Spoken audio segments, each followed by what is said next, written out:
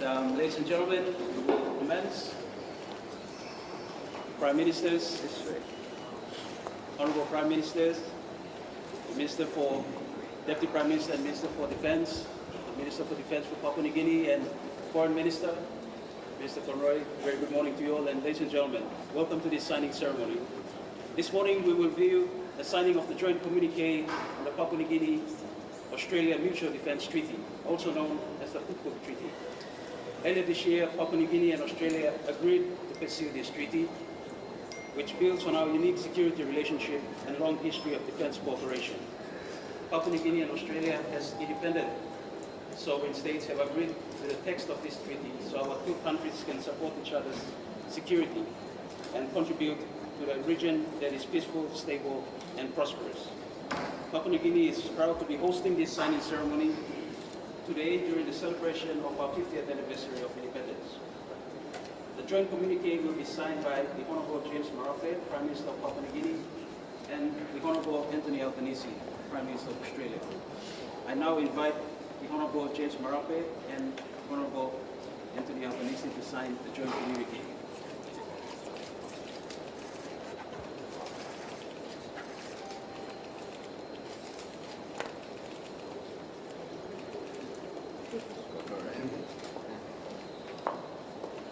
Good. First job on the 17th. First job on the 17th. As I said last night to every Papuan, no time for holiday. And I told all of us that 17th will come. Thank you.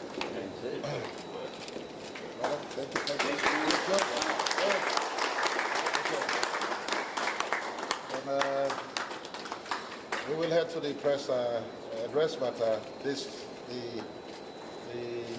communiqué will be available to public for public consumption, read, and knowledge. We are working close to getting our treaty completed and signed and delivered for our two people, our two countries. Brother, thank you, Thomas. Thank you, brother. God bless.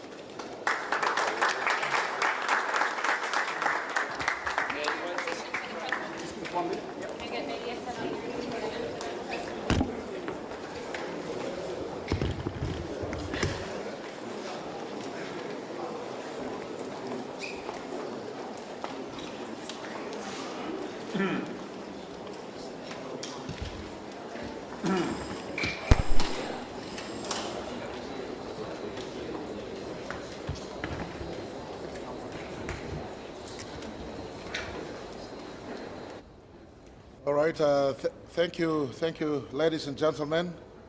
And if my team here at Melanesian House could organize the media first, the microphones first on my side of the podium, and then we could cross again to Prime Minister Albanese's side.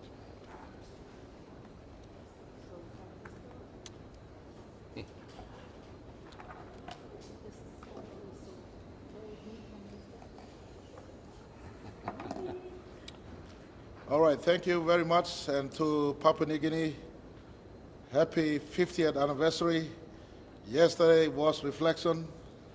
Yesterday was our commemoration of 50th anniversary of democracy, free market economy, freedom of religion, freedom of worship, and existing as an independent state.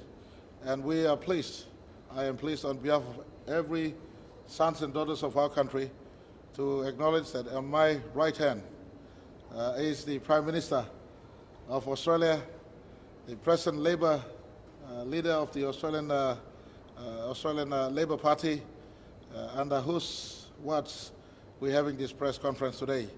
It was this moment 50 years ago where great Grand Chief Sir Michael Somare, then leader of Pangu Party, one day after independence, had his moment with then Prime Minister of Australia, leader of Labour then, Golf Whitlam, as they made their conversations for the construct of a country that was bettered. And I said in my dinner conversation on 15th of September, 2 nights ago, that from the wombs of Australia, we were bettered into our sovereign nationhood. These are not just statements picked out of, for want of word. These are deliberate choice of words that on where we've come from. Children of Papua New Guinea and children of Australia, for that matter, must not forget that we come from same sovereign design before 1975. Before 1975, the military units we have in our country were Australian military units. The government structure we had in our country was Australian government structure. The flag we had in PNG was Australian flag. It was not torn, as I said yesterday morning, at the flag raising occasion. September 16th, 1975, the flag was lowered with dignity, purposefully lowered, handed back to Gulf Whitlam then, and our own flag was hoisted for the first time then. I want to tell our country, 50 years later, Australia has never abandoned us. Through to the words of Gulf Whitlam, that Australia will find its purpose and meaning in the construct of a modern Papua New Guinea that is vibrant, prosperous, and democratic. And every Australian government since 1975, both the coalition governments as well as the Labour governments, have had a strong hand in the construct of our country thus far. And I want to place on record right now, the present Labour government, Prime Minister Albanese and his team, the last 3 years we've worked to entrench our relationship much deeper into solid rock and to elevate it even higher, where we're not subservient and a master relationship, but equal partners relating, coexisting, working side by side, going forward into the future. And today it is not accident.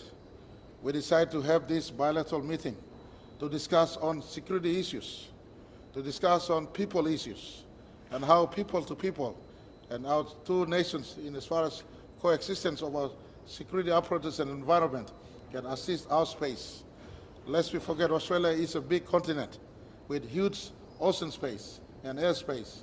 Papua New Guinea is part of the landmass that is the second biggest island on planet Earth. We also have big ocean space. In those spaces, it is in our mutual interest to have a defense focus and strategy that is mutual for two nations working side by side. And I want to announce today to every Papua New Guinean child, as your Prime Minister, Prime Minister's role, number one, is the defense of his country. Today, at the 50th, I want to say, and with no element of shame, but admitting where we are, 50 years on, our defense capacity is not at a level where your Prime Minister or your Defense Minister or your Defense Commander can defend our 462,840 square kilometers of land, or 3 million square kilometers of ocean space we have. And so it is in this vein and in the thought of preservation, in the thought of our national interest, security comes number one. And as your Prime Minister, I made a conscious choice, a choice knowing our history, knowing our culture, knowing our ethic value and moral value systems, knowing our democratic ideals. We made conscious choice that Australia remains our security partner of choice. We have no choice but to live side by side. We have been living side by side. We'll be here forever. We have people in Australia who are Papua New Guineans. We have people in Papua New Guinea who are Australians. Before 75, we were from the same stock in as far as citizenry was concerned. And so I want to announce to our country, today we've signed a communiqué that depicts to both Australians and Papua New Guineans, and we are becoming security partners as we go forward into the future. Security treaty for Papua New Guinea would be the highest in terms of security relations we've given to any country. Just last year, we signed a defense cooperation with Australia, and we felt defense cooperation is okay, but because we're the same space, threats that face us is exposure to Australia. Threats that face Australia is exposure to Papua New Guinea. We got no choice. 1945 reminds us that threats that face our region, we both exposed to the same threats. And Papua New Guinea remains friends to all, enemies to none. I see no threat immediate, but as leaders, we have a duty to constructions of public policies and construction agreement that secures our country into time. This is not for 2025. This is not for 2026. But this is a foresight and investment in a strategy that secures not just Australia or Papua New Guinea, but our space in world map, our space in the Pacific, Indo-Pacific map. And it is us, at the end of the day, that will be here. Others will go when they have to go. But at the end of the day, in this part of the world, it is us that will remain here. So it is really in that context that my brother agreed to my proposal. I put on record, it was not Australian proposal. Australia never asked for this. And I want to say thank you very much to my brother. You know, I looked at my big country. You saw the diversity we have today, over 800 plus languages, over 1,000 tribes. We have internal security. We don't have so much of external threat. We have internal security issues. Part of this construct in defense treaty is not an isolated defense treaty program. Working with our police, working with our judiciary, working with the full gamut of the law and justice sector. In the next 10 years, we want to deliver PNG a safer country for all the children of this country to be safe. That means 7,000 military, in our military, 7,000 people, 5,000 land soldiers, 1,000 air soldiers, 1,000 in the sea. That is our defense paper right now as we speak. For our police, we want to have 10,000 policemen and women in our country. Modern policemen, properly skilled, properly trained with the right ethics to make a defense of our law and justice sector interests. And Papua New Guinea, this conversation is not mistake. Right after our first day from our 50th, my first work, and I've dragged my brother to make it his first work today. I'm so he had another first work to do, but coincidentally his first work on the 17th of September 2025 is to make sure we ink this joint communiqué to be transparent to every one of you that we're not doing something that is out of the blue. There are treaties all around the world. In brother sister nations, they sign treaty. The same, we are in the process of delivering our treaty to his cabinet and my cabinet, and of course to his parliament and my parliament for the closer and cement of the treaty that is being bettered as we speak. So it is in this context that I want to say thank you to you for being here. Coincidentally, you got a Prime Minister, Deputy Prime Minister, and a Minister for the Pacific also here. By the fact that 3 senior ministers are here, Prime Minister Albanese had relocated his cabinet to Melanesian House for once. That's history in the making. We don't take our Deputy Prime Minister with us when we travel outside. And this treaty aside, this document aside, they came to honor our 50th. And for Labour, they have a special affinity to PNG because it was Labour at 75, so the entire Labour leadership with us, and I want to say thank you for your strong affinity. The work we're doing in PNG is to make sure we become prosperous. Our youths are engaged and employed. This country is a prosperous country to contribute to the security and safety of our shared region. So in this context, I want to welcome you, my brother. I know we spoke on our rugby league team that is coming in 2028. I want to thank you for your support in this space. I want to thank you for your other support in all the bilateral programs that is running. At 50th anniversary, it would be remiss of me not to indicate this.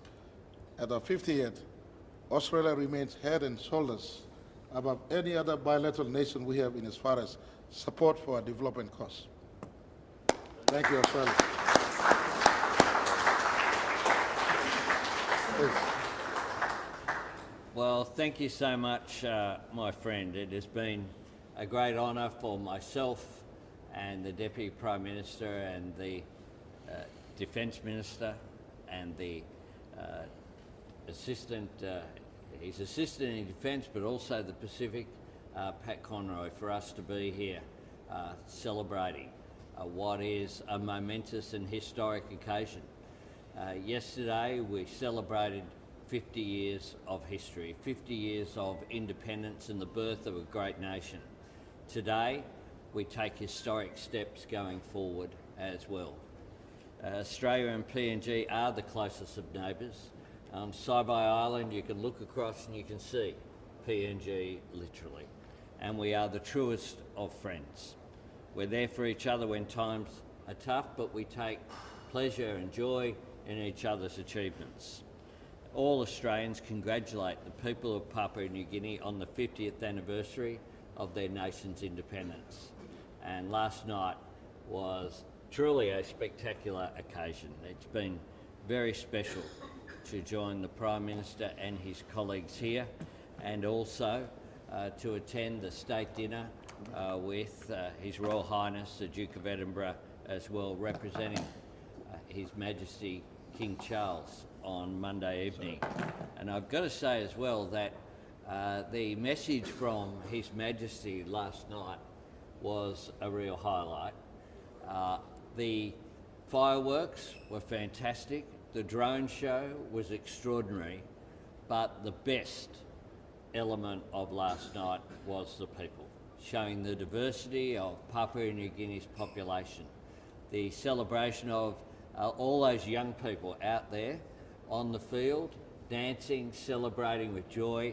They will remember that moment for the rest of their lives. I thought it reminded me of the opening of an Olympic Games in Sydney, just that expression that we saw last night. It was a wonderful occasion.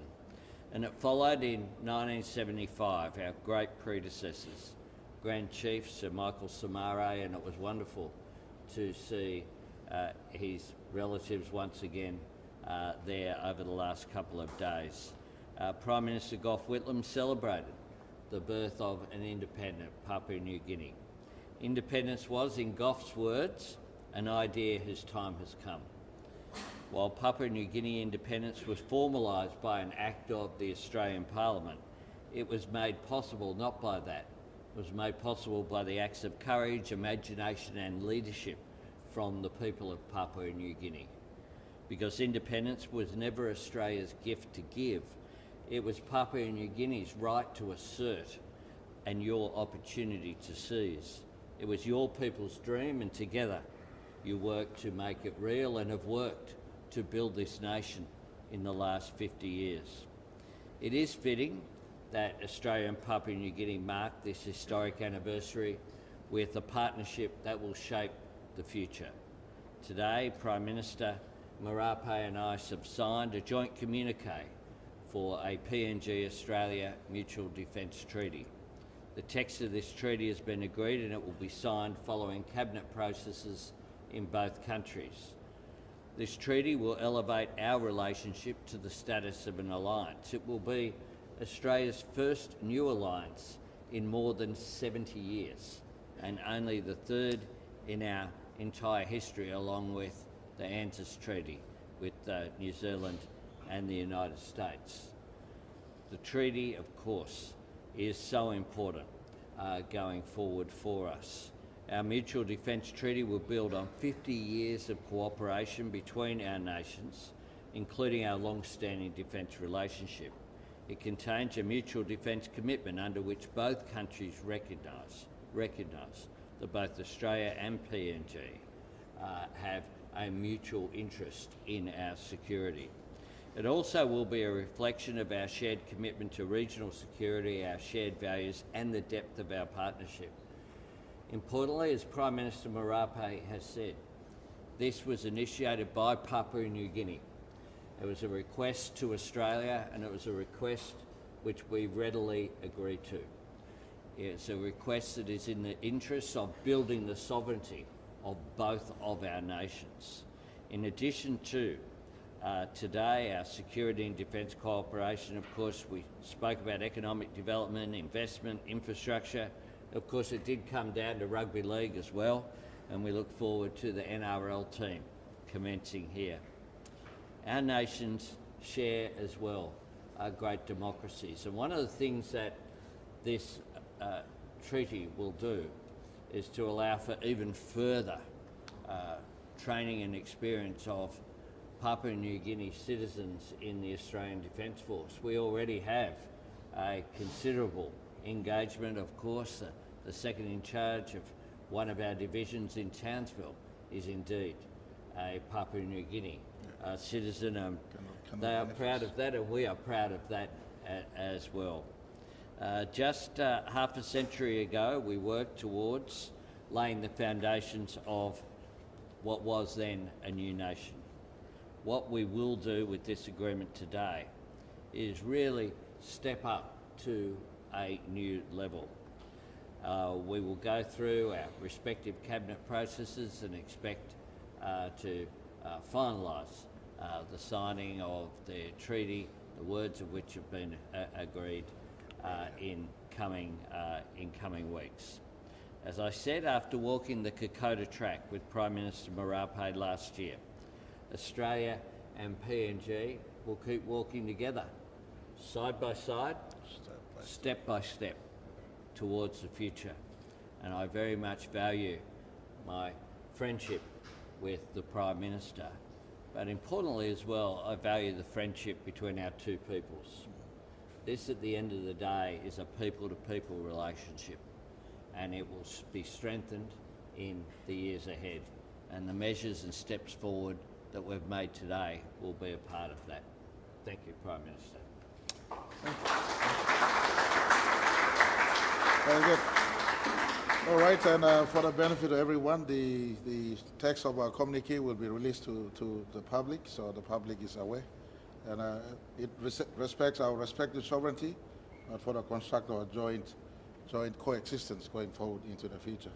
And as I said to anyone listening in from around the world, we relate to all nations on an equal placement, but as far as security is concerned, Australia is our security partner of choice. We work with them, but that doesn't compromise elsewhere. My defense minister will be on a roadshow talking to all our bilateral partners elsewhere from around the world who may ask, what is this all about? We will be transparent, and we'll ask them, please stick to where you relate with us, but as far as security is concerned, we'll look inward at home first, because it is home front for in our defense interests. Anyway, so Prime Minister is going to catch a flight. Yeah, please, we got time for a few. Helen from Helen? the Ministry of Foreign Affairs. We have 5 questions from Okay. the entire media, 2 from PNG and 3 from Australia. The first question is from MTV. Go ahead. MTV.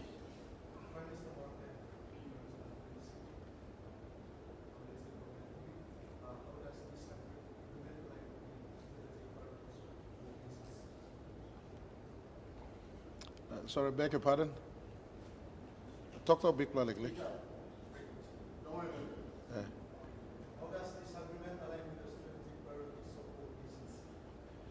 Of course, for my government, it is in my number one interest to make sure our country is safe and secure. And as I said earlier, to every Papuan child, as your Prime Minister and your number one defender, right now, if someone chooses to press a long-range missile someplace, I have no ability to defend this country. So as Prime Minister, I have to work fastest, quickest, earliest, to the best of my ability to make sure that our country is able to protect itself. And this one now enables, if we finally reach the text that our officials have signed off on, if the cabinet process is retired and Parliament does pass the treaty, then it gives us ability. And it also, part of that also entails that if one of us is under threat, then we are responsible for each other to assist. And so this one now enables us to mobilize Australian help at the earliest. Mind you, my brother, we're not running around creating enemies. We respect all sovereignties that relate to us, but this is a construct for the future, and our two forces capacity must build. In Australia too, and Prime Minister did indicate, if you need more manpower to recruit into your Australian Defence Force, then Papuan citizens are available for them to recruit and serve as Australian Defence Force personnel. So mutually beneficial both, as a strategic value to both nations. It is in our shared interest. And our defence are interoperable. They work side by side, step by step into the future. And my number one task is to protect the country. In the interest of protecting the country, I'm making this call. Yeah, and similarly, as the Prime Minister has said, the key word here is mutual. This is in the interests of Papua New Guinea and in the interests of Australia. And that is why this is a historic move forward. We, of course, cooperate all of the time across the board. What this does is formalise what I think is a common sense position resulting from our history and resulting from our geography. Thanks, Alan. Prime Minister, thank you. Mr. Albanese, your ministers said that you would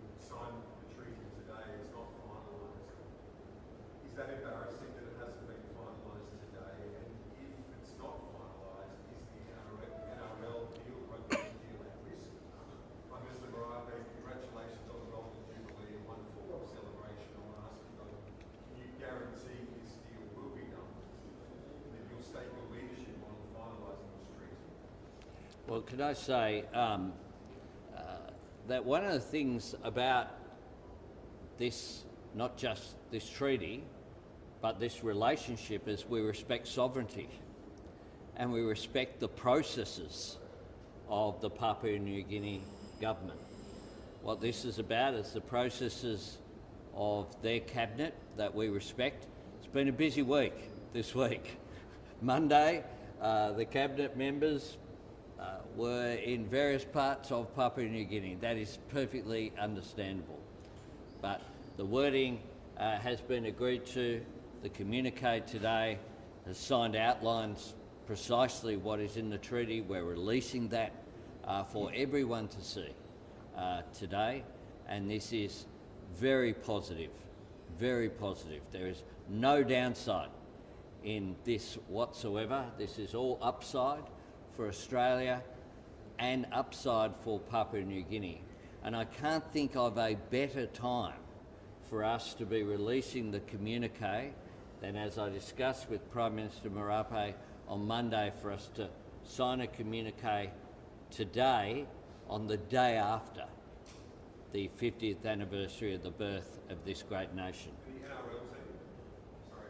The NRL team is going to be running on the field and get on board, and I tell you what, get on board for them to do very well, very quickly. They will have the biggest junior rugby league academy right throughout PNG that all the other teams are going to be very jealous of the PNG team. They are aiming for 1 million members. 1 million members, yeah. Of the team. My team thinks it's going pretty well. We've got 30-something thousand members. Put that in perspective. All right, I want to appreciate this question. Even if there was no rugby league team in NRL, this treaty would still have been signed today. This has nothing whatsoever to do with the rugby league team. It is in my national interest, as I said, at the fastest, quickest, earliest, to build up my defense force. There was some insanity back in my country's history over 25 years ago, where our defense force was eroded to absolutely nothing. I said earlier, I'm ashamed that as Prime Minister, I cannot defend my country. And I asked out in Australia to Papua New Guineans. Australia said, we can help, we work together. So Australia did not ask for this. Papua New Guinea asked for this, in the interest to defend my sovereignty. Australia said, we'll step with you. Australia's got many friends to choose from in as far as defense treaty is concerned. In case you did not hear, this is the only second or third since 70 years. 70 years. And so I want to distance rugby league from this treaty. Even if there was no rugby league team in 2028, I would have signed this treaty today. As Prime Minister, I go to sleep every night worrying, if someone invades my country, what is my defense for my country? And so the quickest, fastest, the country that bettered us said, we will work with you.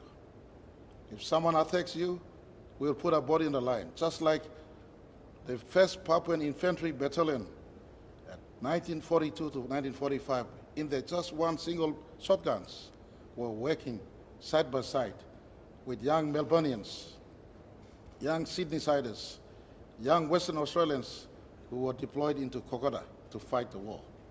So we have history, shared history. And it is leaders' interest to construct the future they want for their country. So please, distance from small mind. If something happens in PNG, Australia got by default, you'll be drawn into this conversation. And investing in defense is a defense strategy in itself for peace. I want to repeat this. In good times, investing in defense is a defense strategy in itself.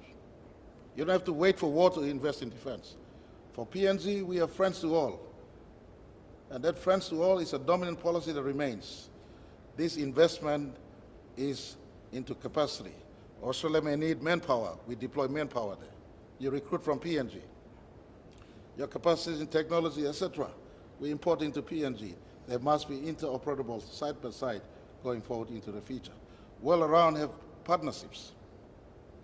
Unfortunately, you cannot one night pick up the Australian continent and place on the other side of the world. You're here for perpetually forever.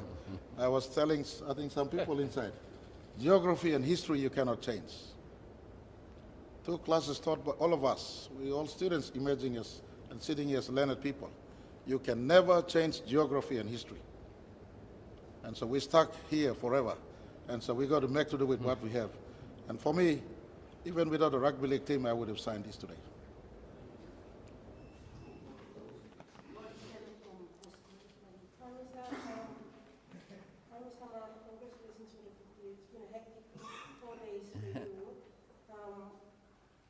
Where do we go from here? Maybe we go for holidays, or we go to Hela since we didn't go and celebrate with our people in Hela. And Minister Albanese, among the treaty and other arrangements that we need to talk with our Prime Minister and the PNG government, confirm that we also have other arrangements with Papua New Guinea in the sense that, for example, agreement on Australia funding the new wing for the Parliament. Yeah. All right, for me, that's no holiday. That's no holiday for me except my Saturdays when I rest on my Sabbath. That recuperates my soul and my body, but that's no holiday in public life.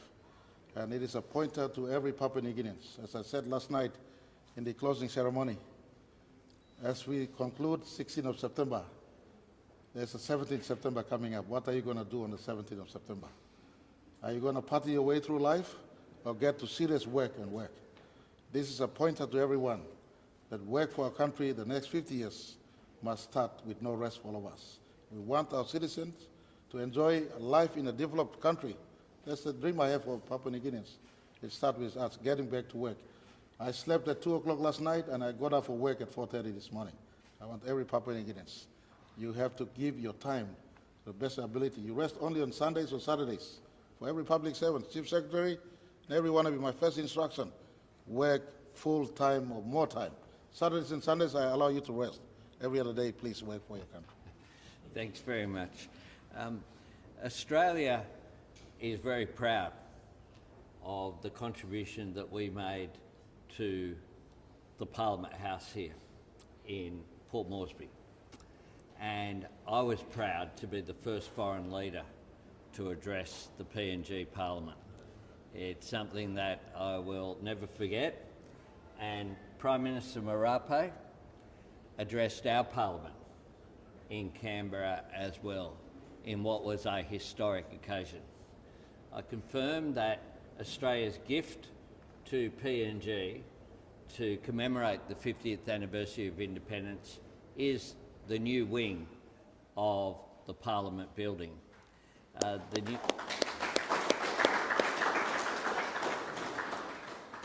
Importantly, the new wing of the Parliament building will be like, if you're facing Parliament House, the wing that is there to the right C-wing. will be on the other side. So that's a C wing, and we put a D wing on the other side. C wing and the D wing is coming. And what it will do, with both of it being elevated as well, is it will, if you look from above, which there's a few drones we know now are here in PNG from last night, is it will look like the bird of paradise. Such an important that we see on the flag and we see as such an important symbol of Papua New Guinea. It is also a signal from Australia that we value your democracy. And there's nothing better that we could do than fund the very institutional building that will house the growth of PNG's democracy going forward. Thank you very much. Papua New Guinea, Australia government and Australia Prime Minister just announced the Australia will assist in the D wing. It was an unfinished business in 1985 when our country celebrate 10th anniversary, we had the new parliament that we moved in and was celebrating our 10th anniversary in a new parliament. The C wing was put in, the D wing was left uncompleted.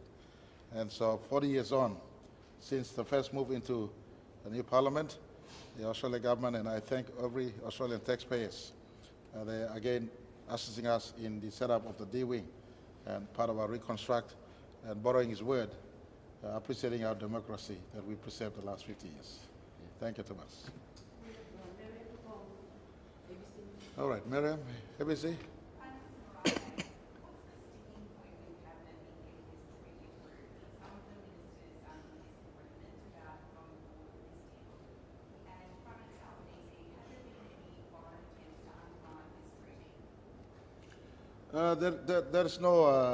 There is no sticking point.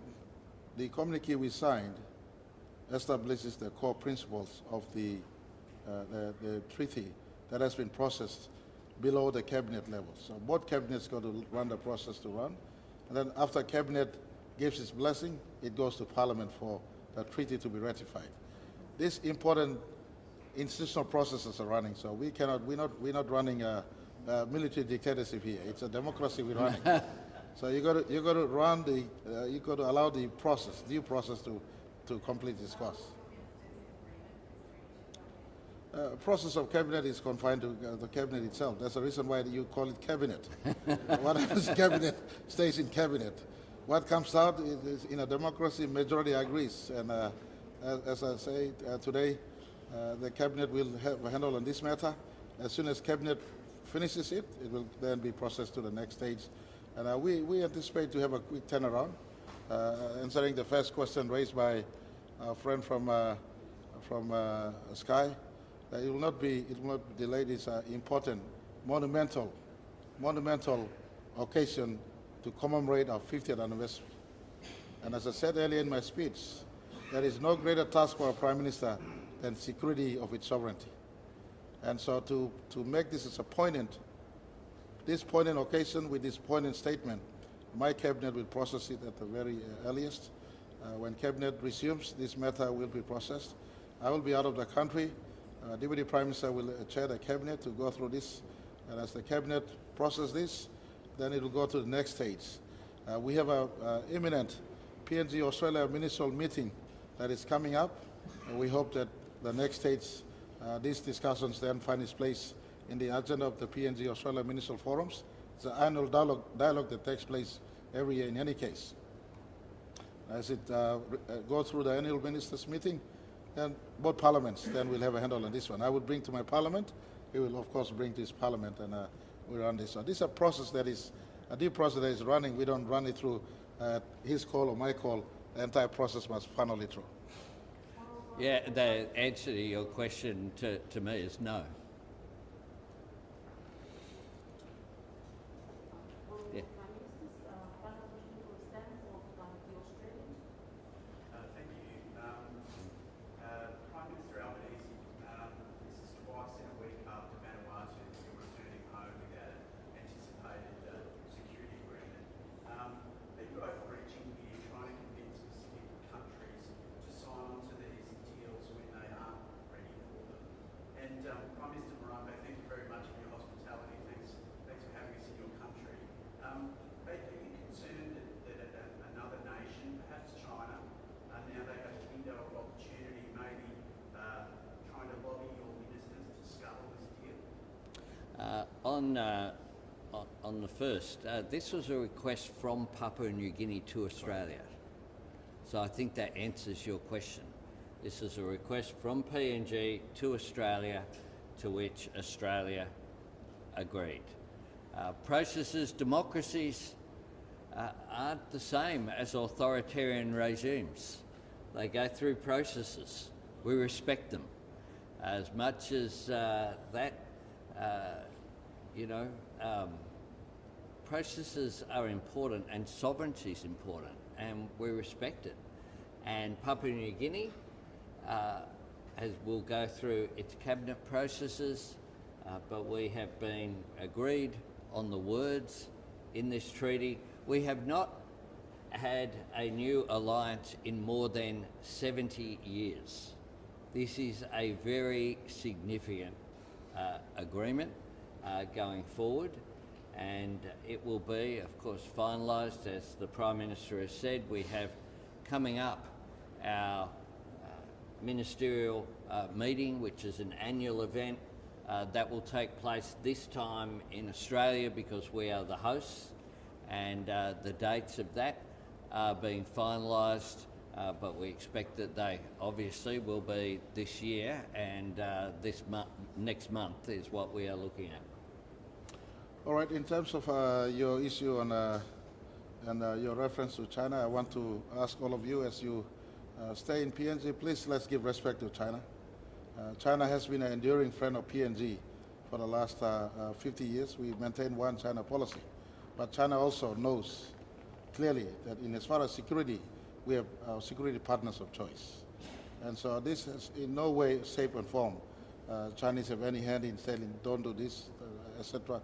They have their own space. The last 6 years under my watch, they have given great respect to our government's shepherd of this. We've been very transparent. For security aspects, we work with our other security partners. For you, we work in the space of trade and economic and other relations we work. So we've been very transparent. In fact, in the next 2 days or so, I will dispatch our defense minister to go first to China and elsewhere in all our security nations, USA, France, India, Indonesia, Malaysia, Singapore, Philippines, to inform all exactly what this is all about. For us, this is home run for us. It is in our shared interest to do this. It's got nothing against our relationship with them. We ask them too, even through this press, that they do respect PNG government's choice of security partners. It is our choice. We adhere at home with Australia. We make these choices. We'll go to them and be transparent about this and telling them this is the way it should be, and it is. Thank you very much, everyone. All right, thank you, Thomas.